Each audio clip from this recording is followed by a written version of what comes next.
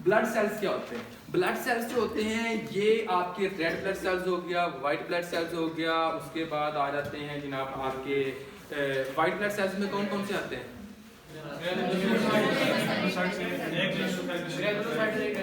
Granulocytes में कौन से आते हैं? Very good. देखें मतलब कि ब्लड में जो आ जाते हैं, सबसे पहले अगर हम ये देखें कि आरबीसी आ गया, सब आरबीसी ठीक हो गया, उसके बाद आ गया आपका डब्ल्यूबीसी। डब्ल्यूबीसी की दो एग्जांपल होती हैं, ग्रेनुलोसाइट्स और एग्रेनुलोसाइट्स। ग्रेनुलोसाइट्स में आपके तीन तरह की होती हैं, न्यूट्रोफिल्स, इनोफिल और बेसोफिल्स। उसके बाद एग्रेनुलोसाइट्स में आपकी दो तरह से, मोनोसाइट्स और दूसरे पर कौन सी होगी? लिम्फोसाइट्स ठीक हो गया। उसके बाद रेड ब्लड सेल, डब्ल्यूबीसी और ये हो गया, और इसके साथ और क्या आएगा? प्लेटलेट, जिसका दूसरा नाम क्या होता है? मेगाकैरियोसाइट्स। क्या हो गया? तो अभी बस आप यहाँ पढ़ रहे हैं ठीक हो गया। अभी हमारा जो आज का टॉप ये हम देखते हैं कि कितने होते हैं। देखिए रेड ब्लड सेल्स जो हो गए वो होते हैं 5.5 मिलियन। कितने होते हैं? 5.5 मिलियन क्यूब पर मिलीमीटर। कितना? क्यूब पर मिलीमीटर ठीक हो गया। उसके बाद जो डब्ल्यूबीसी होते हैं वो आपके होते हैं 7000 से लेकर 11000 तक। कितने होते हैं? 7000 से लेकर 11000 तक। उसके बाद और प्लेटलेट्स जो होते हैं ये कितने होंगे? 1.5 से लेकर 3 लाख तक होते हैं, यानी कि 1.5 लाख से लेकर 3 लाख तक जो होंगे वो आपके क्या होंगे? प्लेटलेट्स होंगे। हाँ जी, 1.5 लाख से लेकर 3 लाख तक जो होंगे वो कौन से होंगे? आपके प्लेटलेट्स होंगे। समझ आ गई जो मैंने कहा है? देखें दोबारा बता देता हूँ कि जो आपके रेड ब्लड सेल्स होंगे वो कितने होंगे? वो 5.5 मिलियन क्यूबिक पर मिलीमीटर होंगे। और उसके बाद डब्ल्यूबीसी जो होंगे वो 7000 से लेकर 11000 तक होंगे। और उसके बाद जो प्लेटलेट्स होंगे वो 1.5 लाख से लेकर 3 लाख तक होंगे। ठीक है। फीमेल में जो रेड ब्लड सेल्स होते हैं वो कम होते हैं। हाँ 4.5 होते हैं। उसकी रीज़न ये होती है, दो तरह की रीजंस होती हैं जो फीमेल में, यानी कि आरबीसी की जो लेवल्स होते हैं वो कम होता है। नंबर 1 जो होता है एक मेंस्ट्रुअल साइकिल जो उसका मेंस्ट्रुएशन जो होती है उसमें, और दूसरा जो होता है इसका इनका एक हार्मोन होता है जिसको कहते हैं एस्ट्रोजन। एस्ट्रोजन जो हार्मोन होता है वो एक तरह का आपके आरबीसी को इनहिबिट करता है। वो जो इनहिबिट करेगा वो कहता है कि भाई तूने आरबीसी नहीं बनना, एस्ट्रोजन इस तरह करता है ठीक होगा। तो ये दो रीजंस होती हैं जिसकी वजह से ये मतलब कि आपका आरबीसी का लेवल कम होता है। नंबर 3 जो बहुत कम होती है ड्यूरिंग द डिलीवरी, क्योंकि डिलीवरी के टाइम आपका जो ब्लड लॉस होता है वो बहुत ज़्यादा होता है। और मेंस्ट्रुएशन साइकिल के दौरान जो नॉर्मल जो ब्लड लॉस होता है वो तकरीबन 5 ml से लेकर 40 ml तक होता है। ठीक हो गया? ये हो गया 5 ml से लेकर 40 ml तक जो होगा वो मेंस्ट्रुअल साइकिल के दौरान जो होगा ब्लड लॉस होगा। लेकिन डिलीवरी के दरमियान तकरीबन आपका 500 ml से लेकर 1000 ml से भी ज़्यादा हो सकता है। ठीक होगा? तो ये जनाब आपका आरबीसी डब्ल्यूबीसी। आज हमने जो करना है वो क्या करना है? आरबीसी के बारे में। आरबीसी क्या होता है? देखें जो आरबीसी होता है ये आपका ए न्यूक्लिएटेड होता है। क्या होता है? ए न्यूक्लिएटेड होता है। बाई कनकेव होता है। उसके बाद बाई कनकेव हो गया, ए न्यूक्लिएटेड हो गया, उसके बाद नॉन मोटाइल होता है ये। और इसके बाद आ जाता है जनाब ये इसके अंदर कोई ऑर्गेनेली नहीं होती, सबसे एब्सेंट होती है ऑर्गेनेली इसके अंदर। ठीक है।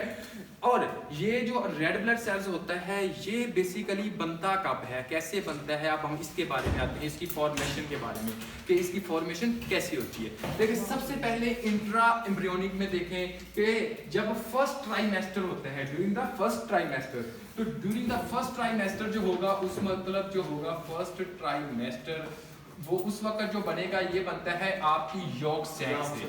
किससे बनता है? मीजोडर्म। यॉर्क सैक की किसकी? मीजोडर्म से। तो ये यॉर्क सैक की मीजोडर्म से बनता है फर्स्ट जो ट्राइमेस्टर होता है। सेकंड जो ट्राइमेस्टर होगा उस वक्त ये बनता है स्प्लीन और लीवर से। सेकंड ट्राइमेस्टर स्प्लीन और लीवर, ये एमसीक्यूज में पूछे जा सकती हैं बातें, एंड लीवर। नंबर 3 यानी कि थर्ड ट्राइमेस्टर होगा उस वक्त ये कहां से बनेगा? उस वक्त ये बनेगा आपकी बोन मैरो से। कहां से बनेगा? बोन मैरो से। ठीक हो गया? सेकंड ट्राइमेस्टर में आपके लीवर और स्प्लीन से बनता है। और उसके बाद जो थर्ड ट्राइमेस्टर होता है उस वक्त कहां से बनेगा? बोन मैरो से। और बोन मैरो में आपकी होती हैं प्लूरिपोटेंट स्टेम सेल्स। क्या होते हैं? Pluripotent stem cells. अब इसकी तरफ आते हैं। देखें एक आपने देखा है ना कि जब बच्चा पैदा होता है उसका स्किन बहुत चेंज होती है। कभी माँ कहती है मेरा काला गोरा पीला ये हर तरह का है। पहले जब बच्चा बनेगा माशाल्लाह बड़ा गोरा है गया है, लाल है गया है, बाद में देखते हैं काला निकला हुआ है। ठीक है। तो उसकी रीजन क्या होती है? उसकी रीजन ये होती है कि आपके जो मतलब कि जो ये प्लूरिपोटेंट स्टेम सेल्स जो होते हैं ये कहाँ पर होते हैं, बोन मैरो के अंदर। और ये वाली जो बोन मैरो होती है ये एक रेड बोन मैरो होती है और दूसरी कौन सी होगी, येलो बोन मैरो। तो जो बच्चा होता है उसमें सारी जितनी भी हड्डियां होती हैं वो red bone marrow, yellow bone marrow, ये जितनी भी हड्डियां होगी वो रेड बोन मैरो पैदा करेंगी, येलो बोन मैरो पैदा नहीं करेगी। और आपके रेड बोन मैरो से क्या बनता होता है आपका, यानी कि प्लूरिपोटेंट स्टेम सेल्स निकलते हैं। और इसी प्लूरिपोटेंट स्टेम सेल्स जो होते हैं तमाम तरह के जो सेल्स होते हैं, for example white blood cell, red blood cells, ये इधर से बनते हैं, ठीक हो गया। अब बच्चा है, मैंने जैसा कि कहा जितनी भी हड्डियां हैं उन सारी हड्डियों में क्या होगा कि आपकी रेड बोन मैरो होगी। ये रेड बोन मैरो जितनी ज्यादा होगी तो उसका मतलब क्या है कि सारी रेड बोन मैरो क्या करेगी, ज्यादा से ज्यादा सेल्स की प्रोडक्शन करेगी। और जितनी ज्यादा सेल्स की प्रोडक्शन होगी तो रंग क्या होगा, वो चेंज होगा। एरिथ्रोपोइसिस का प्रोसेस क्या होता है? एरिथ्रोपोइसिस का प्रोसेस होता है formation of red blood cells. क्या होता है? Formation of red blood cells. ये formation of red blood cells कहां से शुरू होती है, अभी हम इधर आते हैं। सबसे पहले आपका जैसे मैंने बताया कि प्लूरिपोटेंट स्टेम सेल्स जो होते हैं वो होते हैं, कौन सा होता है? प्लूरिपोटेंट जितने भी आपके सेल्स बनते हैं ये इससे बनते हैं, ठीक हो गया। ये for example colony farming unit आ गया एरिथ्रोसाइट्स का, ठीक हो गया। ये for example colony farming unit आ गया आपका मेगा कैरियोसाइट्स का, ठीक हो गया, यानी कि प्लेटलेट्स का। ये फॉर एग्जांपल आपका कॉलोनी फार्मिंग यूनिट आ गया आपका न्यूट्रोफिल्स का कर लो, और इसके साथ कर लो आप न्यूट्रोफिल्स और ग्रेनुलोसाइट्स आएगा, ठीक हो गया, ग्रेनुलोसाइट्स का, ठीक हो गया ये। और इसी तरह इसके अंदर लिम्फोइड सेल्स भी होते हैं, कौन से होते हैं? लिम्फोसाइट्स। लेकिन जो लिम्फोसाइट्स होते हैं वो आपके जल्दी ब्लड में चले जाते हैं, इसके अंदर चले जाते हैं ब्लड में। लेकिन आज जो हम टॉपिक जिसके ऊपर हम फोकस करेंगे वो क्या होगा, इसके ऊपर, ठीक हो गया, colony farming unit of erythrocytes. देखें, कॉलोनी फार्मिंग यूनिट जो एरिथ्रोसाइट्स होता है ये सबसे पहले आपका प्रो एरिथ्रोब्लास्ट में चेंज होता है। किसमें चेंज होता है? आपका प्रो एरिथ्रोब्लास्ट में। अब देखें ये चेंज हो गया जनाब आपका प्रो एरिथ्रोब्लास्ट में, ब्लास्ट। यहां पर क्वेश्चन आता है कि आपकी morphological identification of the red blood sales वो किस लेवल पर होती है, समझ आ रही है? रेड ब्लड सेल्स की मॉर्फोलॉजिकल जो आइडेंटिफिकेशन होती है वो किस लेवल पर होती है, तो हम क्या बताएंगे, प्रो एरिथ्रोब्लास्ट पर। क्लियर हो गया? अब ये जो प्रो एरिथ्रोब्लास्ट होता है ये किसमें चेंज होता है आपका, नॉर्मोब्लास्ट में। नॉर्मोब्लास्ट की कितनी टाइप्स होती है? सबसे पहली जो होगी वो कौन सी होगी? अर्ली, लेट और इंटरमीडिएट। सबसे पहली होगी अर्ली, ठीक हो गया। उसके बाद यहां पर क्या होती है, मॉर्फोलॉजिकल आइडेंटिफिकेशन ऑफ आरबीसी, ठीक हो गया। इसके बाद अर्ली नॉर्मोब्लास्ट में एक बहुत इंपॉर्टेंट पॉइंट होता है, वो ये होता है कि आपकी जो हीमोग्लोबिन की जो सिंथेसिस होती है वो कहां पर होती है शुरू, वो आपने बताना है अर्ली नॉर्मोब्लास्ट लेवल पर। क्या होती है? अर्ली नॉर्मोब्लास्ट लेवल पर आपकी हीमोग्लोबिन की जो सिंथेसिस होती है वो कहां होती है? अर्ली नॉर्मोब्लास्ट पर। तो ये एमसीक्यूज में क्वेश्चन आ सकते हैं। उसके बाद अगर पूछा जाए कि आपकी जो आपको पहली बार नजर आता है हीमोग्लोबिन वो किस लेवल पर आता है, तो आपने कहा मॉडरेट, क्या होता है? मॉडरेट नॉर्मोब्लास्ट पर। क्या होता है? मॉडरेट नॉर्मोब्लास्ट पर। ये यहाँ पर क्या आएगा आपको, एक तरह का यानी कि हीमोग्लोबिन जो होगा उसकी सिंथेसिस जो होगी वो यहाँ पर होगी, यहाँ पर सिंथेसिस स्टार्ट होगी, और यहाँ पर आप एक तरह का आपको पता चल जाएगा कि हाँ यार हीमोग्लोबिन जो है वो कहाँ पर होगी, मॉडरेट नॉर्मोब्लास्ट पर। और हाँ जी, और उसके बाद ये मॉडरेट नॉर्मोब्लास्ट जो होगा ये किसमें चेंज होगा? लेट नॉर्मोब्लास्ट में। थोड़ा सा एक्टिव रहना, बाद में मैंने सुनना ये ना कहना, ठीक हो गया, लेट नॉर्मोब्लास्ट में। अब ये जो लेट नॉर्मोब्लास्ट होता है इसके बाद ये चेंज होता है किसमें? रेटिकुलोसाइट्स में। शाबाश, किसमें चेंज होगा? रेटिकुलोसाइट्स में। और आपके ब्लड में ये कहां जाएगा? पेरिफेरल में। पेरिफेरल मतलब कि अगर आपकी लिम्फ्स हो गए यहाँ पर, ठीक हो गया। तो आपका नॉर्मल अगर ब्लड का सैंपल लिया जाए ना उसमें से रेटिकुलोसाइट्स की जो कंसंट्रेशन होती है ना वो तकरीबन 0.2 से लेकर आपकी 2% तक होती है। ठीक हो गया। मतलब कि बात करने का मतलब ये है कि अगर 100 ml आपका ब्लड का सैंपल लिया जाए ना तो जो नॉर्मल रेटिकुलोसाइट्स होगी वो कितनी होगी, 2 ml होगी। 0.2 से लेकर 2 तक होगी उसकी वैल्यू। ठीक है। लेकिन अगर 0.2 से 0.2 और 2 से ज्यादा हो तो फिर क्या होगा? अगर आपकी 0.2 से लेकर या 0.2 यानी कि 2 से अगर देख लें, अगर 2 से ज्यादा होगी तो इसका मतलब ये है कि जनाब आपके रेटिकुलोसाइट्स की जो प्रोडक्शन है वो बहुत ज्यादा हो रही है। क्या हो रही है? बहुत ज्यादा हो रही है। तो आपको ये शो करेगा ठीक, यानी कि अगर 2 से ज्यादा होगी तो उसको क्या करेगा कि आपकी रेड ब्लड सेल्स की प्रोडक्शन जो है वो बहुत ज्यादा हो रही है। अगर ये कम है तो क्या होगा? इसका मतलब ये होगा कि आपकी जो बोन मैरो है वो रेड ब्लड सेल्स की प्रोडक्शन बहुत कम कर रही होती है और इसके बहुत रीजंस होती हैं, बहुत ज्यादा लॉजिक होती है जिसकी वजह से ये ज्यादा होती है, ये कम होती है। अगर हम उधर गए तो काफी देर उधर लग जाएगी। ठीक हो गया। देखें रेटिकुलोसाइट्स के जो लेवल जो होता है वो आपके न्यू बोर्न जो बेबी होता है उसके अंदर कितनी होगी? ज्यादा होगी या कम होगी? कौन कहते हैं ज्यादा होगी और कौन कहते हैं कम होगी? हाथ खड़ा करें। कितने कहते हैं ज्यादा होगी और कितने कहते हैं कम होगी? अपना लॉजिक देना है कि क्यों ज्यादा होगी और कौन कहते हैं कि कम होगी, वो भी अपना लॉजिक दें। मतलब तुम क्या कह रहे हो? तुम्हारा क्या लॉजिक है? ज्यादा होगी तुम्हारा। मैंने पहले कहा कि जो बच्चे होते हैं उनमें दोनों तरह की जो बोन्स होती हैं वो दोनों ही आपकी रेड बोन मैरो की तरह होती हैं, वो दोनों ही सेल्स पैदा कर रही हैं। तो जितने ज्यादा सेल्स होंगे, और मैंने पहले क्या बताया था कि अगर रेटिकुलोसाइट्स का लेवल ज्यादा होगा तो इसका मतलब क्या है कि आपकी बोन मैरो ज्यादा सेल्स पैदा कर रही है। तो क्या बच्चे में मैंने ये भी बताया था कि आपकी यानी कि दोनों तरह की जो हड्डियां होती हैं वो क्या कर रही होती है? रेड बोन मैरो होती है। और दोनों तरह की जो हड्डियां होती हैं वो आपकी क्या होती हैं? रेड ब्लड सेल्स की होती हैं, वो ज्यादा पैदा कर रही होती है। और इस तरह मैंने कलर का भी बताया था कि कलर जो होता है बच्चे का वो चेंज होता है। ये क्लियर हो गया? ये कैसे है? अभी दोबारा है कॉलोनी फार्मिंग यूनिट जो होता है वो कहाँ से होता है? कॉलोनी फार्मिंग यूनिट जो होगा सबसे पहले प्लूरिपोटेंट स्टेम सेल्स होंगे और ये कॉलोनी फार्मिंग जो यूनिट होता है ये, और उसके बाद ये किस में चेंज होता है? आपके प्रो एरिथ्रोब्लास्ट में। प्रो एरिथ्रोब्लास्ट जो होती है ये नॉर्मोब्लास्ट में चेंज होती है और उसके बाद मॉडरेट नॉर्मोब्लास्ट में और उसके बाद लेट नॉर्मोब्लास्ट में, और उसके बाद जो नॉर्मोब्लास्ट होती है ये किस में चेंज होती है? आपके रेटिकुलोसाइट में। अगर रेटिकुलोसाइट्स का लेवल ज्यादा होगा तो इसका मतलब है बोन मैरो ज्यादा पैदा कर रही है। और दूसरी बात ये भी होती है कि अगर आपका रेटिकुलोसाइट का लेवल ज्यादा होता है तो उसकी रीजन क्या होती है? एक ये रीजन होती है कि अनीमिया होता है, हीमोलाइटिक अनीमिया मोस्टली होता है। खांसी क्यों अनीमिया होता है? देखें अगर हमारा जो रेड ब्लड सेल्स की जो नॉर्मल 120 डेज होती है उसकी, यानी कि एवरेज जो पीरियड होता है, लाइफ स्पैन होता है, लेकिन अगर लाइफ स्पैन को छोड़कर इसका जो लेवल हो वो इतना छोड़ दिया कि 80 डेज तक का, कितना है? 80 डेज तक। तो इधर से हमको पता है कि रेड ब्लड सेल का लेवल कम हो गया। जितना रेड ब्लड सेल का लेवल कम होगा उसको कहते हैं अनीमिया कहते हैं। समझ आ रही है? ये तो पता होगा कि red blood cell, low level of the red blood cell is known as anaemia. अब जब ये अनीमिया हो गया तो रेड सेल क्या कैरी करता है? ऑक्सीजन एक तरह की आपकी कैरी करता है, हीमोग्लोबिन। ऑक्सीजन का लेवल कम हुआ, जब ऑक्सीजन का लेवल कम हुआ तो वो क्या करेगा? हाइपोक्सिया करेगा। उस वक्त क्या करेगा कि आपका किडनी से एक हार्मोन रिलीज होता है जिसका नाम होता है एरिथ्रोपोइटिन।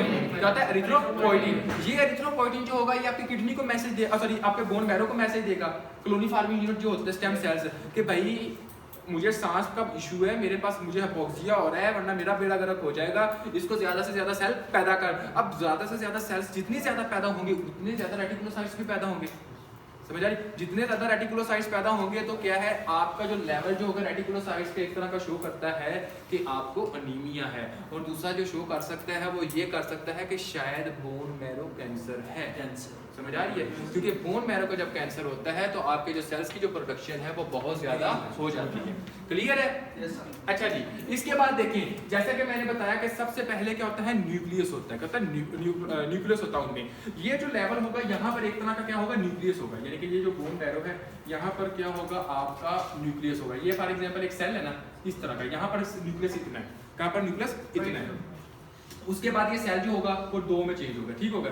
ये इतना, ये, और उसके बाद जो होगा ये 4 में इस तरह। ठीक हो गया?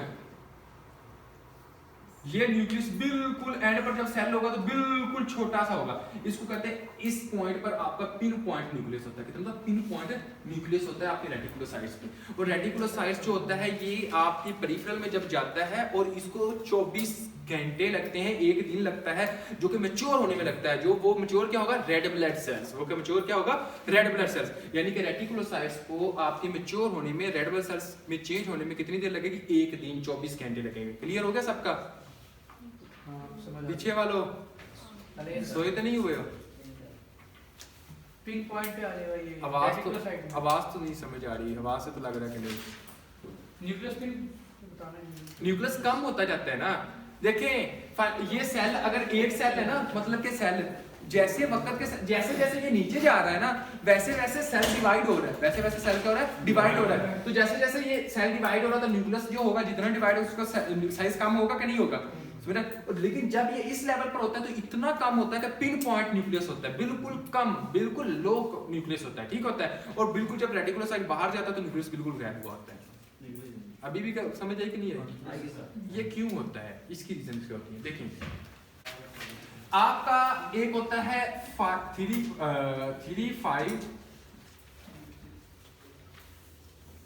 Dimethyl tetrahydrofolate. क्या होता है, 3,5 डाइमिथाइल टेट्राहाइड्रोफोलेट। ये 3,5 डाइमिथाइल टेट्राहाइड्रोफोलेट जो होता है ना, ये एक तरह आपके जो सेल होता है उसकी ब्रेक डाउन करवाता है। क्या करवाता है, उसकी ब्रेक डाउन करवाता है, जिसकी वजह से जितनी ये ब्रेक डाउन करवाएगा उतना ज्यादा जो आपका जो न्यूक्लियस होगा, जो आपका सेल होगा, वो उतना न्यूक्लियस टूटता जाएगा, उतना टूटता जाएगा।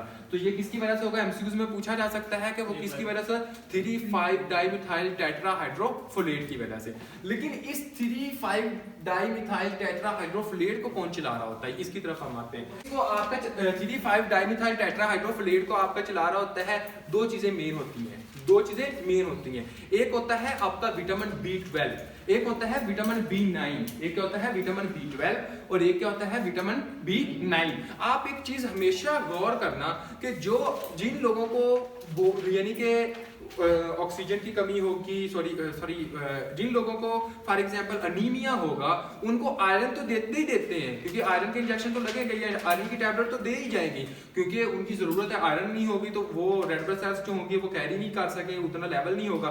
लेकिन उसके साथ साथ उनको विटामिन B12 और विटामिन B9 भी दिए जाते हैं, विटामिन B12 और विटामिन B9 भी दिए जाते हैं, क्योंकि विटामिन B12 और विटामिन B9 क्या करते हैं, वो विटामिन B9 और विटामिन B12 जो होते हैं वो इस 3,5 डाइमिथाइल टेट्राहाइड्रोफोलेट जो होता है इसको मैच्योर करते हैं। जितना ज्यादा 3,5 डाइमिथाइल टेट्राहाइड्रोफोलेट होगा उतना ज्यादा आपकी रेड ब्लड सेल्स की ब्रेकडाउन उतनी ज्यादा होगी, जितनी ज्यादा रेड ब्लड सेल्स की ब्रेकडाउन ज्यादा होगी उतना ज्यादा आपका रेड ब्लड सेल्स छोटा होगा और उसके अंदर जो न्यूक्लियस होगा वो नहीं होगा। एक लम्हे के लिए सोचें कि एक बंदा है, उसमें विटामिन B12 भी नहीं दिया, उसमें विटामिन B9 भी नहीं दिया, तो उसमें क्या होगा, ये होगा नहीं होगा। उसमें क्या होगा, सेल ब्रेकडाउन होगा नहीं होगा। तो उस वक्त क्या होता है कि आपका जो सेल होता है वो साइज में बढ़ जाता है, सेल्स जो होता है वो साइज में बढ़ जाता है। जब सेल साइज सेल में बढ़ जाता है तो कैपिलरीज जो होती हैं, ये जो रेड ब्लड सेल्स जाती हैं कहाँ जाते हैं, मेन कैपिलरीज में। तो जो कैपिलरीज होती हैं उनका साइज बहुत छोटा होता है, उसका साइज कितना होता है कैपिलरीज का, 4 माइक्रोन तकरीबन, कितना होता है 4 माइक्रोन। और इसका साइज जहां से ये शुरू होता है इसका साइज होता है तकरीबन 23 माइक्रोन। कितना होता है 23 माइक्रोन। और यहाँ पर जो रेटिकुलोसाइट्स होते हैं, ये रेड ब्लड सेल्स का जो नॉर्मल लेवल होता है वो कितना होता है 8 माइक्रोन, यानी कि इतना टूट कर इसने कहाँ आना होता है 8 माइक्रोन के अंदर आना होता है। तो देखें अगर फॉर एग्जांपल ये 3,5 डाइमिथाइल टेट्राहाइड्रोफोलेट नहीं है, अगर हमने विटामिन B12 हमारे पास नहीं है, विटामिन B9 नहीं है, हमें विटामिन की डेफिशिएंसी है, तो इसकी कमी होगी। जब इसकी कमी होगी तो इसको यानी कि जो बड़ा सेल्स है ये छोटे सेल्स में डिवाइड नहीं होगा। जब बड़ा सेल छोटे सेल में डिवाइड नहीं होगा तो हमारे जो कैपिलरीज होती हैं उसका कितना साइज है 4 माइक्रोन। तो जब ये उधर से गुजरने लगेंगी तो वो टूटेगी या नहीं टूटेगी, टूटेगी। तो रेड ब्लड सेल जितने रेड ब्लड सेल टूटे उतना ज्यादा हमें रेड ब्लड सेल्स की कमी हुई कि नहीं हुई? जितनी ज्यादा हमें रेड ब्लड सेल्स की कमी हुई उसको क्या कहते हैं? अनीमिया। अनीमिया हुआ कि नहीं हुआ? तो इस कंडीशन को क्या कहते हैं? क्यों अनीमिया हुआ? क्योंकि साइज बड़ा था। तो साइज बड़ा होने की वजह से इसका नाम क्या रखा गया? मिगैलोब्लास्टिक। क्या रखा गया? मिगैलोब्लास्टिक। तो इस अनीमिया को कहते हैं मिगैलोब्लास्टिक अनीमिया। और ये किसकी वजह से होता है? आपके विटामिन B9 और विटामिन B12 की कमी की वजह से। क्लियर हो रहा है? कंफ्यूज तो नहीं हो रहा कोई?